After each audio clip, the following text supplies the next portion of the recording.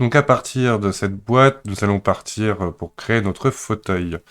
Donc par exemple, hop, directement en Edit Mode, je vais faire une échelle globale à 0,5, ce qui me ferait une boîte plus que de 1 mètre cube, et tout monter GZ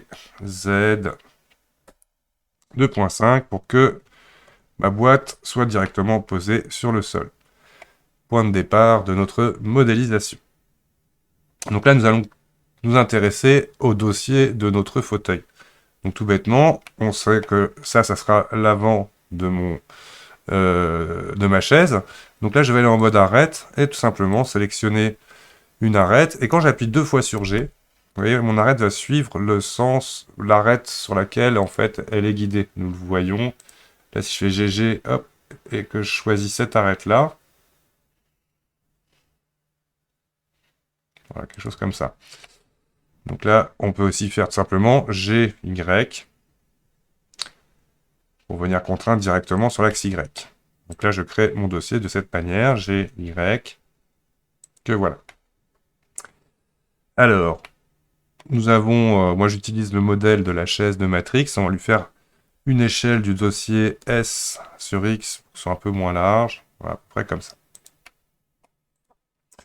Nous allons recréer une nouvelle boîte, en mode Object, Add, Mesh, on va remettre un nouveau cube, directement en Edit Mode. Donc là, je vais me faciliter le travail en me mettant dans une vue latérale, en masquant ma grille et en affichant la transparence. Donc là, cette boîte, tout bêtement, avec des échelles. Donc là, je vais faire une échelle sur Z. Et on peut, par exemple, en mode sommet, un du haut du clavier où on change tout ça. Là, je vais les ramener en Y, GY. Comme ça, très bien. GY. Comme cela, ça devrait même être un peu moins épais. Je vais grimper un peu tout ça vers le haut, GZ. Comme ça, on aura la place pour y mettre nos pieds en dessous. Voilà. Et bien évidemment, une échelle sur Y de tout. Donc je fais A pour tout sélectionner. S, X. Là, je viens chercher plus ou moins la largeur de l'autre objet. Voilà. Donc maintenant, nous allons faire un montant. Donc tout simplement une nouvelle boîte. Majuscule A en mode objet. Je rajoute un nouveau cube. Ce coup-ci, je vais mettre dans une vue face. Edit Mode tout de suite. Je fais d'abord une échelle sur X pour l'écraser par rapport à la largeur de mon montant. Une échelle sur Z, SZ. Maintenant, vous êtes venus des pros. SX. Voilà, pour aller chercher cette largeur. Et là, je grabe de manière à me mettre plus ou moins comme ça. OK. Une échelle d'abord là sur Y pour tout ramener ici. Et dans une vue latérale. Donc là, je suis sur la vue X. Je vais venir déjà ça, le baisser avec l'axe Z. Prendre que l'arrière, la G, Y. Pareil ici, G, Y. Hop. G, Y, je ramène tout là au niveau de mon assise. Et ici, j'ai besoin d'une coupure. Donc, tout simplement faire une coupure avec CTRL R. Je m'approche là d'une de ces arêtes-là, je fais un simple clic. Et en gros, ça doit être comme ça. Et ça, je vais le décaler un petit peu vers l'arrière. G, Y. De cette façon-là. J'avouerai que même ici, là, on a cherché mon premier cube. Je vais prendre ces points-là, que je vais légèrement mettre en arrière aussi. Du coup, je modifie les points qui sont là. G, Y, que celui-là, G, Y, comme cela. Nous avons ici, après, une espèce de retour. Donc tout bêtement, ici, on va venir couper. CTRL R. Donc on a un peu comme ça. Et là, la face qui est là, tout bêtement, cette face-là, je me remets dans la vue latérale, je l'extrude. Et je vais en arrière, GY, comme cela. Et on va avoir besoin d'un CTRL R 2 fois, donc je roule ma molette pour avoir 2 coupures. Et là, on va venir en mode sommet, à chaque fois avec un rectangle de sélection. Venir donner la forme à notre retour. Double G pour suivre l'arête existante. Pour obtenir plus ou moins ça. Ok, j'ai l'impression que si je mets bien ça de l'autre côté, ça va pas être assez. Donc là, on va le sortir. Donc je sélectionne tout. A, G, X. Comme cela. D'ailleurs, ça me donne envie d'arrondir tout de suite un petit peu mon dossier. Donc je vais en Edit Mode de mon dossier. CTRL R, une fois, 2 fois. Toc. Et là, on va tout simplement prendre les côtés G, Z. On descend. Voilà, ça m'arrondit comme ça légèrement, vous voyez, la forme supérieure du dossier. Et on est pas mal. Tout bêtement, cette partie-là, j'enlève la transparence avec Alt Z. Je vais la faire symétrique.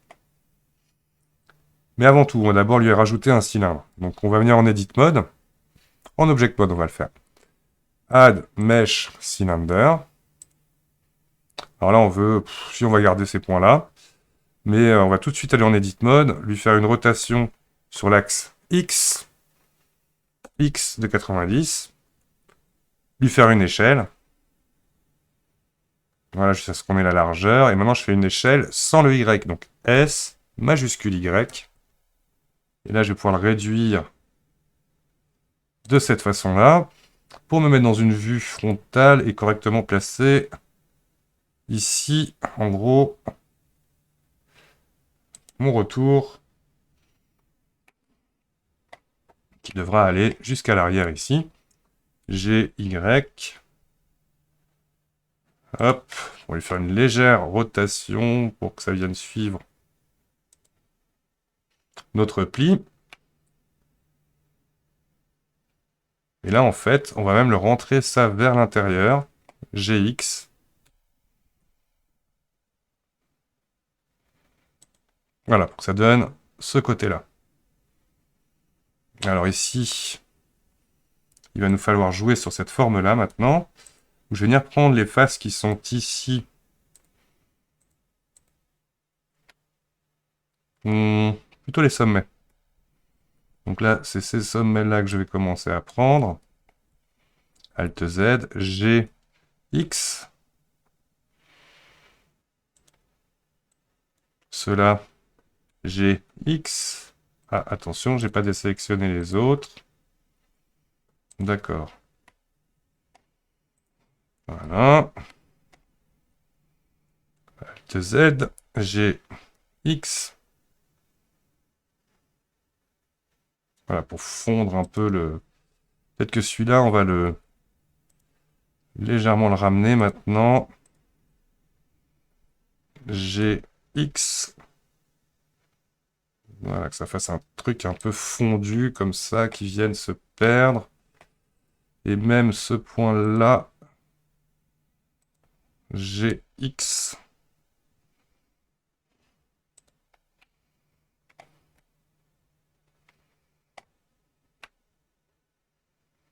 Ok.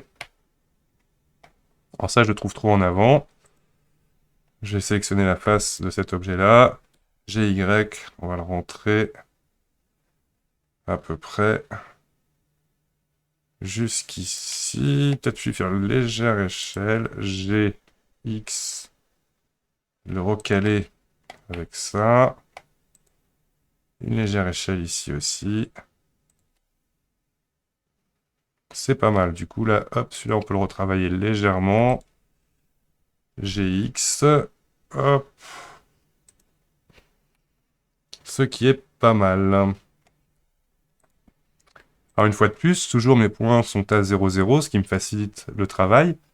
Donc là, je vais montrer les deux techniques possibles pour faire un mirror. Alors, vous l'avez connaissez déjà avec le modificateur mirror. Toc. Là, maintenant, je vais sélectionner cet objet-là. Si je fais CTRL-C, CTRL-V, il me le clone. Et je fais tout bêtement Object mirror x global. Et là, ça me fait une copie de l'objet, donc lui n'a pas de modificateur. Par contre, lui, il a bien le modificateur mirror. Les pieds, on verra ça au final. Donc, comme notre table, nous allons apply all. Je rappelle que ce modificateur, cet add-on, il faut l'activer pour bien avoir les modifier tools d'activer qui vous permet de directement faire un apply all pour que le miroir soit tout bêtement appliqué. Donc voici notre départ de modélisation. Je vais peut-être juste ici un peu affiner 2-3 trucs. Donc là, je vais supprimer l'autre côté. Je sélectionne tout en faisant L, en le survolant, X. On va supprimer tout. Oups là, il y en avait de ce côté de sélectionner. Attention. L, X, vertice. Je m'assure de rien supprimer de ce côté-là. Et là, en mode... on va se mettre dans une vue de face. On va bouger un petit peu, donc Alt Z, nos points. Pour que ce soit pas aussi épais à cet endroit-là. Et surtout, donner légèrement de l'évasement. Quoique là, celui-là peut-être un petit peu quand même. Voilà. On est bien. Là, je sortirai peut-être juste cela un peu. G, X. Comme ça. Parfait. Donc là, par exemple, CTRL-C, CTRL-V, Object, Mirror, sur X global. Comme ça, je n'ai pas de modificateur du tout. OK. Tout ça, on va en faire une seule géométrie. Donc, je sélectionne tout mon maillage. Et je vais tout bêtement add modifier. Pas du tout. Data properties remesh. On va lui mettre un 0.01 pour que ça fasse 1 cm d'arête. Si on va respecter le volume, voxel remesh. Attention, je l'ai fait qu'à cet objet. Il faut bien évidemment object join d'abord. Et ensuite, voxel remesh de ma géométrie. Ok, on va pouvoir sculpter un peu. Donc ensuite, en sculpte mode, on va commencer à sculpter. Ce que je montrerai dans une prochaine partie.